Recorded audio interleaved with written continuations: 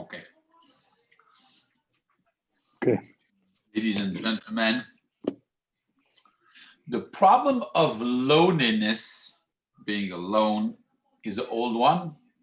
We know at the beginning of the Torah it says, "Lo tov heyot ha'adam levado." It's not good for a person to be alone. It has always been a problem.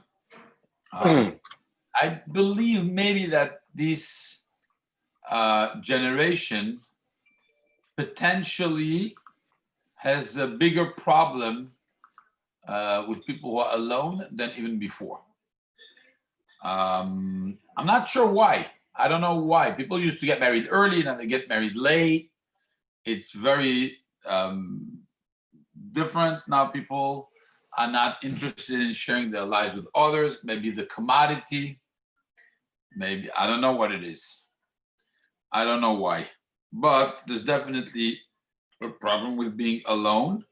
And the biggest problem with being alone, you know what it is?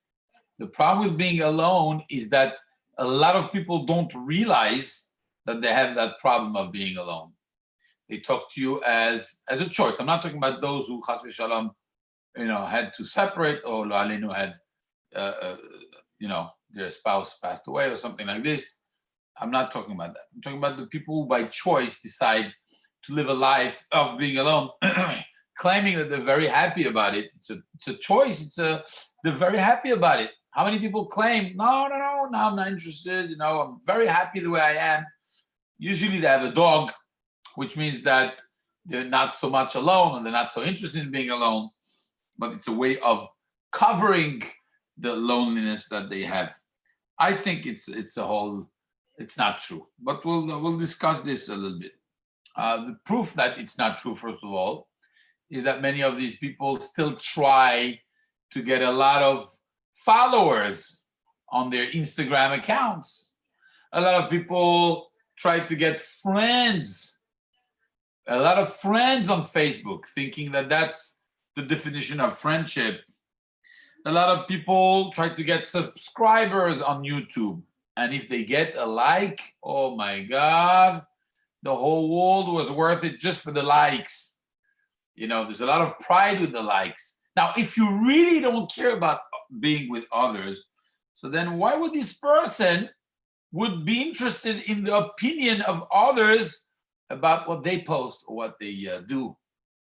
And that's really where I'm saying it's probably fake. I mean, people do crave company, do need to be around others. Lo tov heyot ha'adam levado. The person is not meant to be alone, is not made to be a hermit somewhere. They need the encounter, they need the connection. And lo alenu, when it gets even more serious, I don't think this is not happening to the youth of our communities, but many times they even go to other kinds of connections. There's an app apparently called Tinder that is very not good, and a lot of people use it, lo alenu. But it's just that people are craving being with others, but without taking responsibilities. And that's why those quick encounters or having a connection that is not a real connection without any responsibility is really the proof that people need from others, but they're not ready to take responsibilities. And that creates, by the way, extremism. Why is there extremism these days? People should be out of the extremism. You see how many people are more, right-wing, they become extreme right, and the left becomes more left. And why is that? So I have a little theory that I'd like to share with you. I think it's interesting. You know how the Chachamim always insist that people should go to a public place. You see, the Chachamim insist that people should go to shul. Why do you need 10 people to make a minyan? Why do you need to go to a place that you're going to meet others? The Chachamim talk about the Bavla'eh, the Babylonians who did not study with others. They studied on their own. And the Gemara says, Hanei tipshae Babla'eh. They considered the Babylonians, people from Babel, to be tipshim. Why? Because when you study on your own, when you don't have someone else's opinion on what you are saying, when you're not willing to listen to someone else's point of view, then you're just narrowing yourself into your own thinking, or you are blocking yourself into the path that you have. And many times when you discuss a point of view with somebody else, and even more so when there's more than one person that you're talking to, then you're going to hear different perspectives. And it's very healthy to hear different perspectives. The whole format of the Gemara is a discussion. It's a conversation between Chachamim. All this is only happening because you have more than one talking. You all know famous Rabbi Yochanan, when he lost his Chaver, Resh Lakish. Rabbi Yochanan was very sad. And they gave him a big Talmid Chacham to learn with. And what happens is it doesn't work. Why? Because every time I say something, all he could say is, you're right. You're 100% right. And he brings me proofs, 24 proofs that I'm correct. He said, but with Resh Lakish, he would challenge me. He would ask me 24 proofs against me. Oh, that's what you want in learning. That's what you want to develop your mind, is that people should challenge. People should ask you questions. People shouldn't be agreeing with you. But if everybody agrees with you, how are you ever going to open your mind to think of different things? That's why Rabbi Yochanan was so sad. They gave him someone who agreed with him. That's not called learning. Give me somebody who disagrees with me. That's what I want to know. So Chachamim always pushed and encouraged people to meet, to have a social circle, to have a discussion with people. That way you could sharpen your mind, not like the Bavla'e who would stay on their mindset. Once you stay on your mindset, there's no way to change that. It's very difficult. Now, I could talk about this for long. It's a very broad topic, but to come back to our situation here is the following. I think our devices, what we call smart devices, these days with the cookies, and you agree to the cookies, what happens is that they read you. They take this information, and now they know what you like. They know what you're looking for. And whenever you open, sometimes you were thinking of buying something, and all of a sudden you see an advertisement about this. But by now we know the truth, but at the beginning I was shocked. I was like, oh my God, I was looking for a tie, and here they're showing me the best store of ties. Like, this is Nevi'im? Well, no, there's no Nevi'im here. They're collecting our information. When we search for ties on Google, for example, you're going to know that. Next time you go somewhere else, they're going to show you advertisement about what you like. You know what makes us? That makes us ane bavlaye tipshaye. That makes us stupid. Because that means that what we're looking for, we're going to get. But you know how smart it is to show things of the person, or I don't know if smart is the word, but it's so much better to see things that you don't know if you like, and then try to think about it. It opens the mind of a person. But when you're only being served what you like, you know what happens at that point? You reinforce what you were thinking. And it's more difficult to change our thinking, to grow, much more difficult to challenge ourselves. Because all I see is things that I agree with. And that's the big problem of the social platforms. Because the social platforms, what do? They do one thing. When you're looking for a social platform, you're looking for people who are just like you. So the guy who doesn't like Jews, he's not going to go on a Jewish forum. He's going to go on an anti-Jewish forum. That's just how it's going to work, because that's what he's looking for. And once he looked for that, that's what they're going to be catering to the person. And what happens at that point? You have no way of challenging your views, because you're looking for things that are similar to you. But the whole idea of communicating with others was to actually have people who disagree with us. And that's the only way to grow. That's how we create extremism these days. You create extremism because you are looking for your own ideology, and it's getting fed to you in a bigger way than you could imagine. And so now the person who believes in something is going to get fed on that thing more and more and more. So what happens? He becomes more extremist about that idea, instead of changing, instead of opening himself, instead of talking to others. Sometimes you could be waiting on the bank, for the teller, and on the line you're talking to people. These days you don't talk to people. These days you use your phone, and there's no more communication with just random people, with people who could give you ideas, new ideologies that you don't have. on your own. And that's why it's so important to communicate, to have a good group of people. That's why loneliness is such a problem. And now comes, I think, a chidush. The 9th plague is Makat Choshech. Makat Choshech, or the Makkah, the plague of darkness. As soon as the Torah talks about it, the Torah says, "V'yet Moshe et yado al hashamayim." So Moshe raised his hand to heaven. V'hi choshech afela. There was a thick choshech, darkness, that came, b'chol eret Mitzrayim, in the whole of the land of Egypt, Shilosh Hayamim, for 3 days. What is the description of the Torah of the problem? Once it came, then what happened? Lo ra'u ish et achiv, velo kamu ish mitachtav. So one man could not see his friend, his brother. It's called the horrifying isolation of the Egyptians. The Torah's description of the problem is, so what happens when there is choshech afela? There's no more communication between the people. It's not about seeing. It's not about the other side of the problem of Makat Choshech. It's lo ra'u ish et achiv. Isolation started. They did not see one another. There was no communication, no family, no friends, no society, all alone. And when that happens, you go into the curse of loneliness. That's where the Torah sees the problem of Makat Choshech. So if you summarize the problem of Makat Choshech, what was that plague? That plague was the fact that people were alone for 3 days. Velo kamu ish mitachtav. People could not get up from where they were seated. No one could go away from the house. No one could go out. Rabotai, as I'm reading this, I'm realizing, does this sound familiar to you?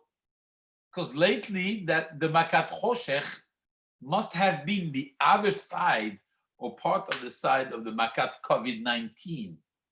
At least in Florida, everybody is out in the restaurants. But besides from Florida, people are more isolated, and there's still places where there's full of lockdowns in Israel and in Europe and all these places. There's lockdowns, and this lockdown sounds very much like the description of Makat Choshech. No more communication between the people, more isolation, not leaving the house. Isn't this the description of Makat Choshech? Lo ra'u ish et achiv, velo kamu ish mitachtav sheloshet yamim. And hence, I would like to focus a little bit deeper in this Makkah of Choshech in order to understand what is happening to us, because we're still in the middle of this pandemic. And for that, I want to share with you a midrash in Parashat Bo. So it's in Midrash Rabbah Shemot, Perek Yudalet, Ot Bet, Parashat Bet. Asks the midrash, Mehechan haya hachoshech ha'u. Where did this choshech come from? Moshe brought the choshech. Where did this darkness come from? Rabbi Nehemiah Amar. Rabbi Nehemiah said, Mechoshech shel Gehinam. It came from the choshech of hell, Gehinam. Well, I would understand this midrash to mean it was a curse. It was something so negative, like we said before, solitude, being alone. This is what it brought. Well, that's like the choshech of Gehinam. This is terrible. It was a terrible plague. People can't do that. We are social animals. Okay? That's the opinion of Rabbi Nehemiah. But here comes the twist. Get ready, ladies and gentlemen. Rabbi Yehuda Omer, Rabbi Yehuda says, choshech shel ma'ala. It comes from the darkness that comes from heaven. Shene'emar, as the pasuk says, Yashet choshech sitro, sevivotav sukato. God dwells in secret darkness. Aha. So the first opinion tells you this is the choshech from Gehinam. The second opinion tells you, no, this is the choshech of the dwelling place of God. Now, this is very extreme views. I mean, one tells you Gehinnom, one tells you from where God lives. So we need to focus on the second opinion, because the second opinion is very difficult to understand. How could we understand the second opinion? It comes from the place of dwelling of Hashem. It must be that choshech, which brings solitude, could have different effects. And now we have two different reactions to the same choshech. Let's try to formulate this in the following way. When solitude separates one from his friend, like we described before, who prevents the ability to have feeling for others, it is 100% choshech from Gehinnom. When it prevents a connection between people, it is from Gehinnom. But there's another aspect to solitude. When solitude brings privacy, when solitude, or when man escapes from the loud noise of society, or from the constant claims of society, and in the intimate seclusion of his own self, of his own heart and soul, he gets to know himself deeply. That's not choshech shel Gehinnom. That's choshech shel opportunity. That's choshech shel ma'ala. That's the choshech of HaKadosh Baruch Hu. A person, think about the following. All the great inventions must have happened somewhere when a person is alone, thinking and analyzing, not being influenced, not being bombarded by society and what's going on outside. Solitude, choshech shel ma'ala. When it separates you from others, when it blocks your feelings, that's choshech shel Gehinnom. When it gives you an opportunity to search deeper, because if we don't do that, if we don't do that work of individual person's work, or if we don't think about ourselves, then there's no way to become a better person. That's not going to happen in the public square. That's going to happen with ourselves. That's why the tahanun, when a person does some kind of inner self-searching, it happens quietly. Says the Rambam, you don't have to announce it to everyone. That's between you and you. That's personal, that's private. So solitude could be painful, but it could be precious also. It could be a plague, or it could be godly. It really depends what you do with it. It's the same choshech. And the discussion between these two Chacham, Rabbi Nechemiah and Rabbi Yehuda, is just how you use it. It could be coming from Gehinnom, but you could use it like Shoshev Beseter Elyon. Hashem is sitting in darkness. So one part of man should be Ish El Achiv. He should be definitely social and very important, as we pointed out at the beginning. But another part should be Beseter, celebrating uniqueness as a different individual person. Let me read to you a very short poetry from Henry Longfellow, the famous American poet from the 19th century, who writes the following: not in the clamor of the crowded street, not in the shouts and plaudits of the throng, but in ourselves, our triumph and defeat. Triumph and defeat comes by ourselves, in ourselves. This is something you could find in the godly secrets of Yoshev Beseter Elyon.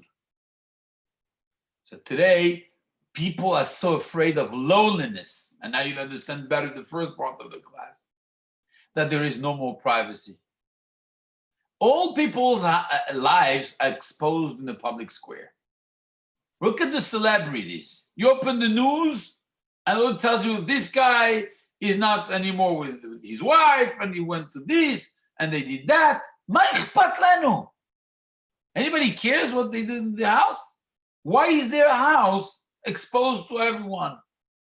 מה טובו עליך יעקב, keep some privacy for yourself. You don't have to share with everyone what's going on inside your house. But today, the bloggers and all these people, and you even have some people who claim to be religious to be bloggers, they have no more privacy. They go here, they go there. מה אכפת לנו? But that's not, זה לא Torah. That's not the way it works.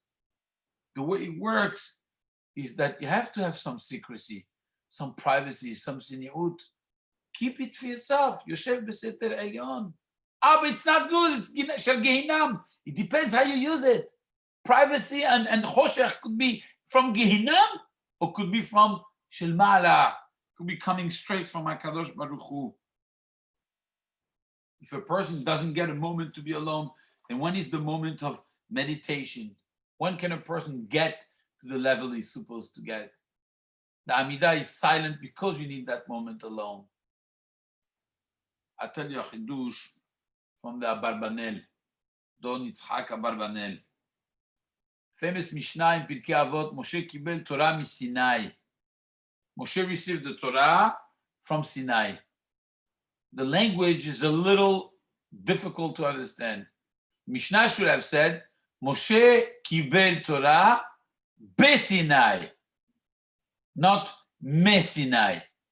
Or it could have said, Moshe kibel Torah me Hashem, where at Sinai. Sinai is a place. Sinai is not what gives to Moshe. So when you say Moshe kibel Torah mi Sinai, he received the Torah from Sinai.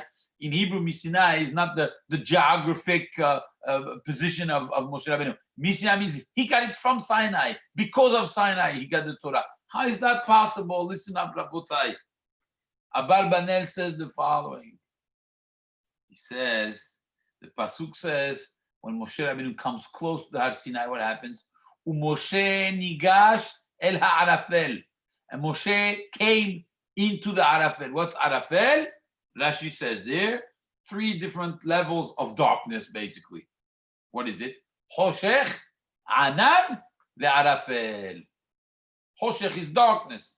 Anan is a cloudy darkness. And Arafel must be something even more cloudy, or I don't know exactly how you would translate Arafel. So the Arafel comes to tell you that there was this moment that Moshe Rabbeinu entered the cloud of darkness.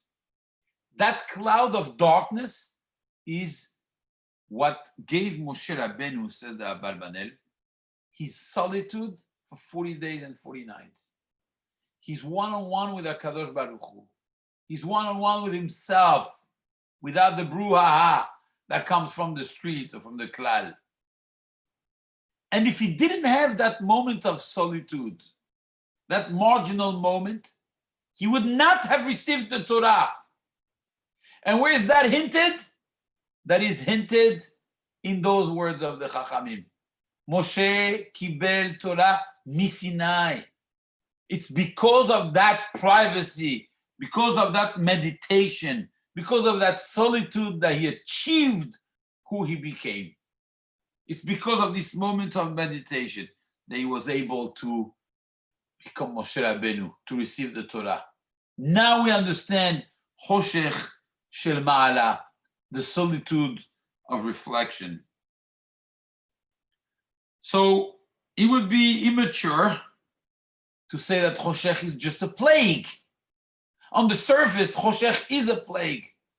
But Choshech was only a plague because the Egyptians did not grasp this opportunity. But for us, and we saw the similitudes and the similarities between the situation that this plague of the COVID brought to the world, this separation from society, this solitude, this marginality that started growing in some people's minds, this anti-socialness that is growing more and more. This choshech, basically, makat choshech. Lo ra'ui shetachiv v'lo kamu ish mitachtav. That's exactly the description of what this COVID did. Is it a plague or is it a beracha? Is it choshech shel gehinam or is it choshech shel ma'ala? The answer really is, it's both. Choshech is choshech, there's only one. But the person chooses if it comes from ma'ala or if it comes from Gehinam. It depends what I do with this choshech. If I work on this choshech to be shel ma'ala or to be shel Gehinam. That's up to us. The choshech is not going to be dictating if it's one way or another. It's up to us. That choshech of opportunity, many people took it. Many people continue taking it and analyzing it. There is a fatigue that comes to people. They have enough. But we are so close to the end, Bezat Hashem, and it's not time to give in to this fatigue. We have to take this opportunity to continue analyzing who we are and what we could become. But the togetherness and the seclusion of people and not, having something to do with the rest of society, that's Shel Gehinam. So how do we do it? I want to share with you a beautiful chidush from the Gaon Mivilna. It's a little mystical, a little drop mystical. Don't worry, Avi. It's just a drop mystical. But the Gaon Mivilna says something very interesting. So let me share that with you. The Gemara in Masechet Megillah, we're going to study Be'ezat Hashem soon, is going to be Purim. The pasuk that we say all together, you know how sometimes as we read the Megillah, some pesukim we say together, some pesukim we don't. Depends on the customs of each place. One of the pesukim our communities have to do, that we say together, is the following. Ish Yehudi haya beshushan abira. Ushmo Mordechai, ben Yair, ben Shim'i, ben Kish, ish Yemini. We say this together, it must be a very important pasuk. What does it say? Ish Yehudi haya beshushan abira. There was a man, a Jew, in the city of Shushan, the capital. Ushmo, and his name was Mordechai, ben Yair, ben Shim'i, ben Kish, ish Yemini. So his name was Mordechai, the son of Yair, who was the son of Shim'i, who was the son of Kish, from the tribe of Binyamin. Why do we need to know his father, his grandfather, and his great-grandfather's name? So Al Pi Adrush, the Gemara in Masechet Megillah, page 12, the Gemara says the following. Ben Yair, he was the son of Yair. Names have a lot of importance. Yair comes from the word or. Shehe'ir ene Israel bitfilato. He brought light to the eyes of the Jews through his tefillah. Okay, that's Ben Yair. The second one, Ben Shim'i. Of course, you know the word Shim'i comes from Lishmoa, to listen. Ben Shim'i, Sheshama Hashem tefilato. Hashem listened to his tefillah. Oh, we start to get an idea that this Mordechai has special powers for prayer. Both Yair is about enlightening the eyes of Israel bitfilato through his tefillah. The second one, Shama Hashem ben Shim'i, means Hashem listened to his tefillah. Oh, so far so good. We need some tips here. We got to listen to our tefillah. Ben Kish. So the word Kish comes from the word dehakish, which means to knock or to knock down a door usually.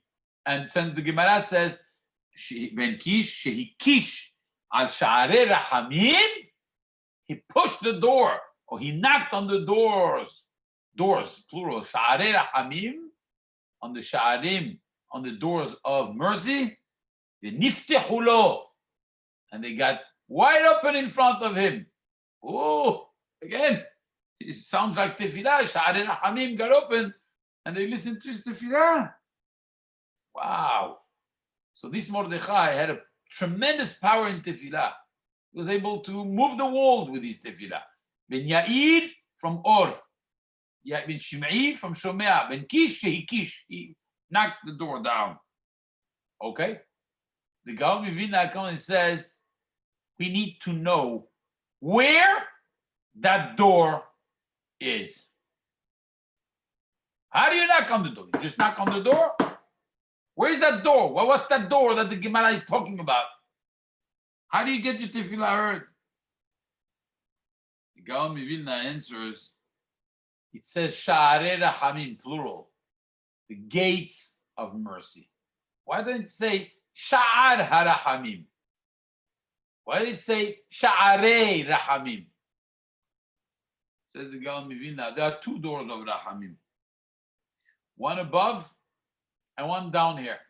But there's something very interesting in the above down. It's a reflection of one another. Says the Gaon Mivilna, if you knock down here, then he knocks up there. If you open the door down here, he'll open the door up there. Asks the Gaon Mivilna, how do you open the door down here? Because we need to open the door up there. How do you open that door? Says the Gaon Mivilna, opening the door is a siman. Whenever somebody knocks on you, you open the door. It's achnasat orchim, means that there's somebody on the other side who needs help, and you're opening yourself to the other person. That's the siman of the door. What's a door? The door is there to block that people shouldn't be able to come in. When you open the door, what is it? You take away that separation between you and the one who needs help, and you're opening it to the person. Says the Gaon, Kol ha-merachem al ha-beriyot, merachamim alav min ha-shamayim. Whoever has pity, whoever has mercy on others, Hashem will have mercy on him. It's the second door. You open the door down here, merachem, merachem. It opens the door down up there. So that's what we need to do. You open the door down here. If we close ourselves to the society, to the needs, to the cries of the people, because we are in lockdown, then it's choshech shel geinam. It's not choshech shel ma'ala. We have to make this choshech shel ma'ala, and that's by analyzing, by having this calmness, by having this opportunity of thinking about ourselves. This is how you do choshech shel ma'ala. But this choshech should not bring solitude to the point that we don't listen to the cry of others. Moshe Rabbeinu was great because he was in his comfort in the house of Paro, and he went to others. He wasn't selfish. He didn't stay indoors. If he would have stayed indoors, then he would have been what? He would have been choshech shel geinam, not choshech shel ma'ala. So now, that's how we learn the Makkah of choshech. The Makkah of choshech could have been just one of the worst plagues and could have been the best plague. It could have been the best gift. And that's what we have, opportunity. If we stay open to others, Hashem listens to the tefillah. It's midah keneged midah. At the same time, we need to enjoy and to cherish the luxury of being able to not be influenced from the outside. It's a tight balance between the two. So at the end, in conclusion, what is choshech? Is it good or is it bad? It depends. For some, it's gehinam. For others, it's choshech shel ma'ala. That's where God himself is. So this is good food for thought to analyze. Like I said, Bezat Hashem soon will be out of this problem. In the meantime, we have this opportunity. And this opportunity shouldn't be pushed away. We should take it in both hands and to try to become better human beings, better people, better b'nei Torah. That's the only way we grow. Let's make this choshech shel gehinam and transform it in choshech shel ma'ala. Shabbat shalom to all. Shabbat shalom.